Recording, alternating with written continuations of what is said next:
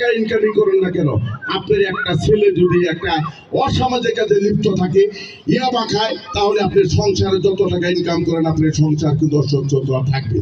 তাই আমি আপনাদেরকে সকলকে বলতে চাই, আমরা এই অঞ্চলে বসবাস করি, আমরা এই অঞ্চল নিয়ে চিন্তা চর্চা করি, আমার এই অঞ্চলে যাতে খারাপ কোনো কাজ না হয় তার জন্য আমরা বিভিন্ন ওয়াজ মাহফিল থেকে শুরু করে বিভিন্ন অঞ্চল থেকে শুরু করে আমরা প্রত্যেকটি কাজে আমাদের জননেতা মুজিবুর রহমান প্রত্যেকটি কাজে, আমাদের যখন পৌরসভার উনি মেয়র ছিলেন, প্রত্যেকটি কাজে বিভিন্ন অঞ্চলে নাগরিকের বিভিন্ন সুবিধা দিয়ে থাকতেন। তারপরও আমি যখন কাউন্সিলর ছিলাম আপনাদেরকে দিয়ে থাকছি, আমার কলম কোনোদিন মা থেকে ঘুরে নেই। আমরা চাই আগামী দিন পর্যন্ত আপনাদের কাছে পাশে থাকবো, কিন্তু আমার এলাকায় মাদকের 6 লাখ থাকতে পারবেন না, দুনতার নয়াকার না।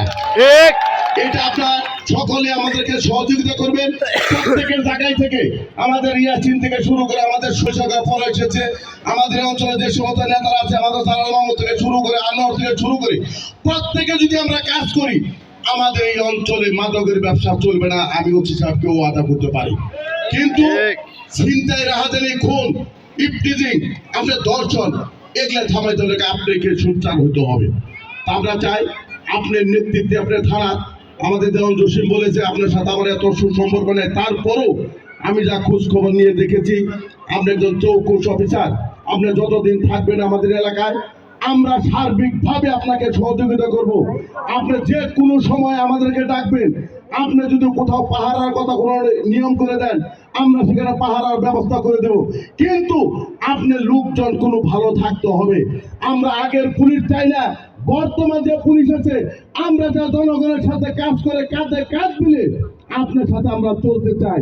এই প্রত্যাশা ব্যক্ত করে আমাদের থানা কালিয়াকৈর কর্মকর্তা তার উত্তরসূরি মানে উত্তর সমৃদ্ধি এবং পুলিশের সমস্ত পুলিশ ভাইরা আছে, আমাদের সাব ইন্সপেক্টর ভাইরা আছে, প্রত্যেকেরই আমরা সহযোগিতা করব।